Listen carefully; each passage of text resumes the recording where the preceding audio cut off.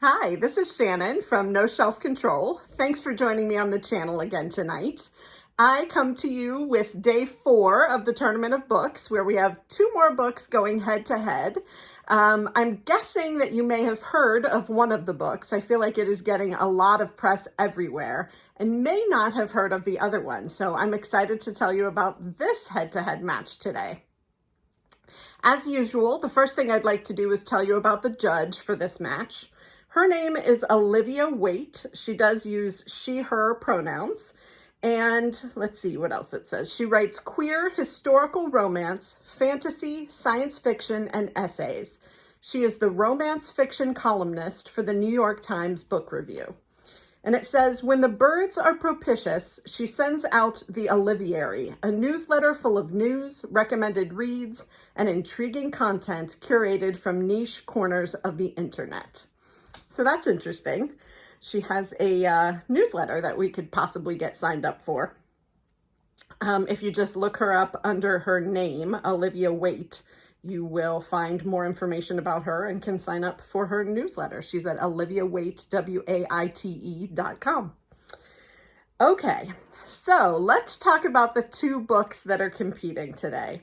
The first one is Tomorrow and Tomorrow and Tomorrow by Gabrielle Zevin. It is published July 5th, 2022 by Knopf, and it's 416 pages. The second book is called Dinosaurs, and it's by Lydia Millette, and it was published October 11th, 2022 by W.W. Norton and Company, and it is 230 pages. Both have very interesting covers. Tomorrow and Tomorrow and Tomorrow sort of has the waves and the sea foam kind of look and then words. I know that it has something about video games in it, and the font really reminds me of video games. And then the dinosaur cover is a bird. So that's interesting. You would think the dinosaur cover might have a dinosaur on it.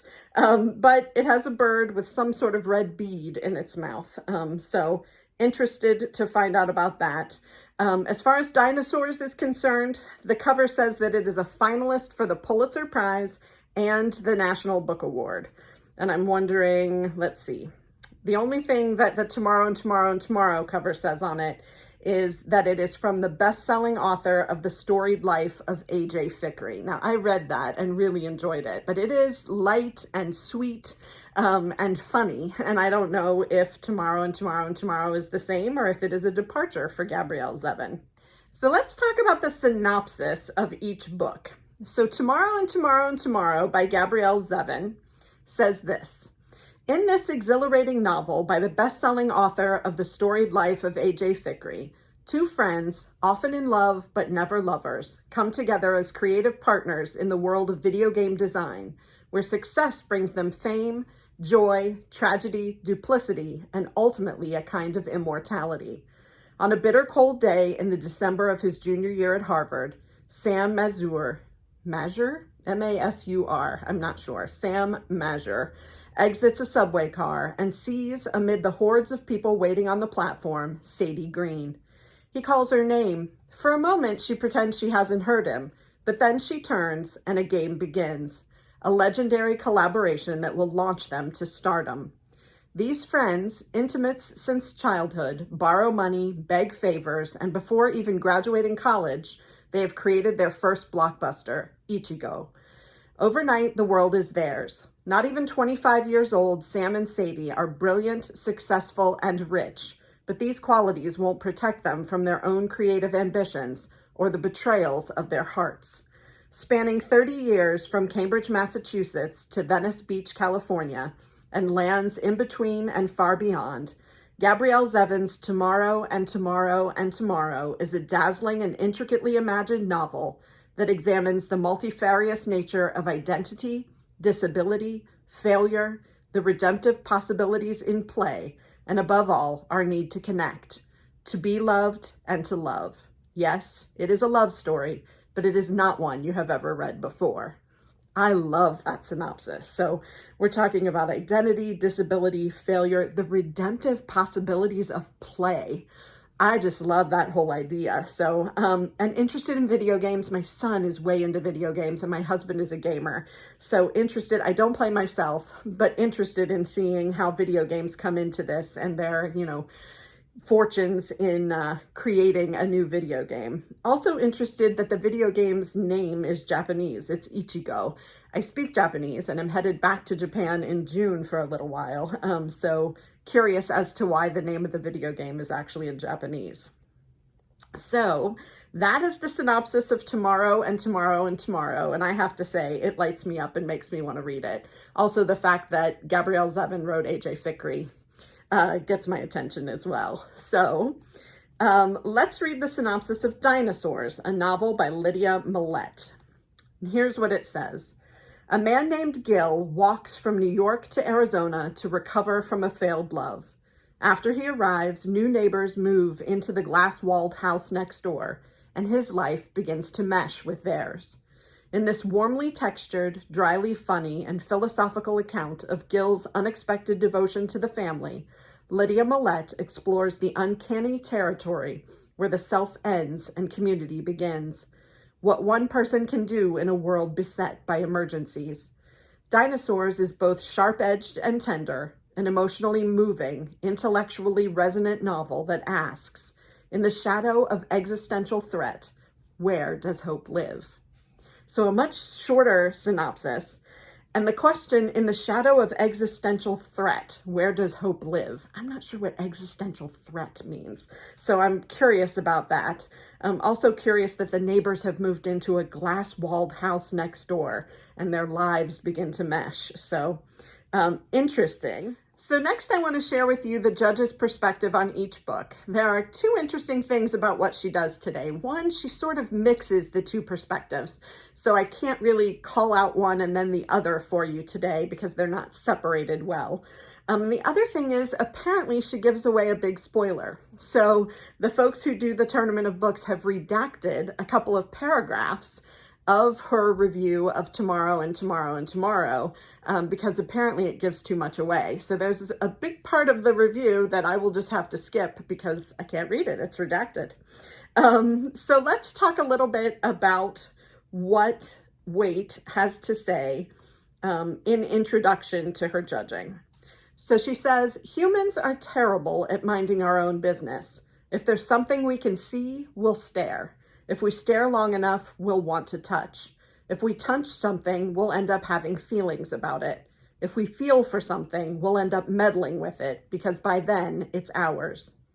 The classic example of this is Alfred Hitchcock's Rear Window, where Jimmy Stewart in a New York apartment copes with a broken leg by obsessing over his neighbors' love lives and murders. So that is sort of the intro to what she writes for her judging. It's funny, when she started saying, if there's something we can see, we'll stare. If we stare long enough, we'll want to touch. I started thinking of When You Give a Pig a Pancake, or If You Give a Pig a Pancake, which is a children's book that we used to read with my son. So, as things go on, you give a little bit and you have to go farther. So that's what it made me think of. Kind of amusing. So now let's talk about what Waite says about dinosaurs. She talks specifically about dinosaurs first. There is a little bit of Tomorrow and Tomorrow and Tomorrow blended in there. So we'll talk about that a little bit as well. But this is her judgment of dinosaurs. She says, Lydia Millette's Dinosaurs reverses this. And by this, she's referring to Hitchcock's Rear Window, where Jimmy Stewart is staring out the window with his broken leg, obsessing over the neighbors' love lives and murder. So she says, Lydia Millette's Dinosaurs reverses this. Protagonist Gil leaves his Manhattan apartment using only his legs, walking hundreds of miles to a new home in Phoenix. Hitchcock's aura of surveillance remains, though. Gil's new neighbors live in a voyeurism-ready, glass-walled house. The more Gil watches, the more his life becomes entangled with theirs. He becomes a surrogate parent figure to kids Tom and Clem, and a sounding board for parents Artis and Ted. They throw parties that invite guests into both the glass house and Gil's castle next door. At one party, Gil lets Clem take her friends into the castle basement, which is full of vintage pinball machines. A moment very like this is where Gabrielle Zevin begins Tomorrow and Tomorrow and Tomorrow. Two lonely kids in a hospital playing a video game. Sam is recovering from the car accident that killed his mother and destroyed his foot. Sadie is at loose ends while her sister receives cancer treatment. The games give Sam and Sadie a space for a fraught friendship, and years later they reunite to build games together. Then she says, if the Dinosaurs is Rear Window, the Tomorrow and Tomorrow and Tomorrow is the amazing adventures of Cavalier and Clay, a decade-spanning accumulation of grudges and grace. Both books center human connection via glass. Dinosaurs is about what happens when the barriers between you and the people you're watching disappear. Tomorrow is about two people staring into the same screen, a window versus a mirror. You wouldn't think the Window book would have sharper edges. Some of that is the spareness of Millette's prose, which is honed to a sleekness, but the book goes a long way to isolate its lead character from the jump. Gil has family money, but no living family and few friends. You wouldn't think that the Window book would have sharper edges. Some of that is the spareness of Millette's prose, which is honed to a sleekness, but the book goes a long way to isolate its lead character from the jump. Gil has family money, but no living family and few friends. He's deeply shaken when the full violent truth of his parents' death is imposed on him. Novelists love the broken glass of a car crash, almost as much as they love a dog barking somewhere in the night. They also apparently love killing my favorite secondary characters, and these scenes were the key that unlocked the difference between these novels. The loss of Van Alsten, Gil's oldest friend, is the second most beautiful passage in Dinosaurs, and it gives Gil the impetus to forge new connections and to investigate who is killing the birds in the desert behind his house. Ultimately, this leads to a moment that shatters Gil's separateness, and in the shards, and with the help of Pain and Vicodin, he is granted a kaleidoscope vision of life's continuity, a multiplication so large it couldn't be fathomed, back and back in time, a tree in a forest of trees, where men grew from apes and birds grew from dinosaurs. This is the most beautiful passage in the book, and I greatly admired it. And there we have our reference to the cover, birds grew from dinosaurs. So I guess that makes more sense now. So that is what Waite has to say about Dinosaurs, with a little bit interspersed about Tomorrow and Tomorrow and Tomorrow, which is probably good because half of what she says about Tomorrow and Tomorrow and Tomorrow gets redacted in the part where she's actually talking about that book. So here we go. This is what Waite has to say about the Tomorrow book. And then I picked up Tomorrow and reached the chapter titled The NPC, and it was my turn to be shattered. An NPC, for those of you who don't know, stands for non-player character. So let's see what Waite has to say about Tomorrow and Tomorrow and Tomorrow. Here's what she says. And then I picked up Tomorrow and reached the chapter titled The NPC, and it was my turn to be shattered. And NPC stands for non-player character, for those of you who might not know. Then come the two paragraphs that are completely redacted because they have a spoiler in them. And then she says, this chapter is the only time Tomorrow and Tomorrow and Tomorrow uses those close to the bone second-person pronouns, but not the only time it slips into a side character's thoughts to embellish the emotional landscape. It's a chorus of voices that feels generous, expansive, and empathetic. Everyone has a perspective. Everyone is feeling, all the time, in Tomorrow. And the reader's given enough of it that when characters fight, as Sam and Sadie do, with gothic intensity, we get that immersive rush of being both the one who lashes out and the one who feels the bruise. Looking back at Dinosaurs now, it feels almost perverse how the story pivots to keep disaster at one remove from the lead for most of the novel. Gil's girlfriend left him in an utterly ordinary breakup, unlike Sadie's frighteningly abusive affair with her professor. He grieves his parents, but he wasn't in the car for the accident, as Sam was. He contemplates death in Van Alsten's hospital room, faces violence when he finds the bodies of birds, but he doesn't experience it, as Marx the human, Marx the bird does. Dinosaurs keeps its lead behind glass until that stunning final chapter opens him up. And then it abandons him there, abandons us, really, as though now that its climax has been reached, the novel is avoiding eye contact as it buttons its shirt and calls for a cab. In trying to sidestep the vulgarity of an unearned or simplistic catharsis, Dinosaurs chooses to avoid the final catharsis altogether. Unfortunately, this means we're left with the fewest answers just when the questions are most interesting.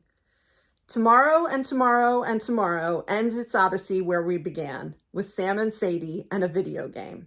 It's an elegant reset, and there's always the hope that this time around they'll play it better. So that is what she says about Tomorrow and Tomorrow and Tomorrow and Dinosaurs. They're sort of interwoven, so a little hard to pull those apart. I have to say, I don't know what she said in the redacted paragraphs, but the synopsis drew me in more to Tomorrow and Tomorrow and Tomorrow than what she said. What Olivia Waite shared about the two books felt a little more academic to me, whereas the synopses were a little bit more accessible, and I was more excited about both books, frankly, from the synopses. Very interested in both books as love stories, as she describes them and as they're described in the synopses. I can't wait to find out, who Gil is paired with, how that love story sort of unfolds, and then to learn more about Sam and Sadie. So let's look at Olivia Waite's judgment. Here's what she says, and I think, having read what she said about each book, I think we know what's coming, but here we go. So my judgment favors Tomorrow because it is brave enough to wear its heart on its sleeve. Dinosaurs is a very fine novel, but Tomorrow has warmth and courage. So that is her decision. Tomorrow and Tomorrow and Tomorrow will go forward. I think that's what I expected just because of all of the hype that Tomorrow and Tomorrow and Tomorrow has seen in the press, but not necessarily for that reason. So I'm a little bit surprised. I'm also surprised that it felt as close as it did. I did not realize that Dinosaurs was an award winner and haven't heard that much about it, which I'm surprised by. But I am surprised that the competition was as close as it was because I've just heard tons about Tomorrow and Tomorrow and Tomorrow and not so much about Dinosaurs. Also, I know Gabrielle Zevin, not personally, but I know of Gabrielle Zevin and have not heard of Lydia Millette. So that is our competition for today. Tomorrow and Tomorrow and Tomorrow will go forward in the competition. We will see who it will be up against in the next round. I can't wait to come back with you tomorrow and Tomorrow and Tomorrow and Tomorrow and share with you the next two books in round one. I've gotten some good feedback that many of you are enjoying this series of challenges for the Tournament of Books. So I hope that you will continue to watch. If you're really enjoying it, please click the like and subscribe button. I will be coming back for the rest of the week, all of the weekdays with Tournament of Books competitions. And then on the weekend, I have some book reviews for books that I have recently finished that I want to talk to you about. I may also do a sneak peek of my little free library that I have outside my house. So I hope you'll look forward to that as much as I look forward to talking to you soon. Take care. Bye.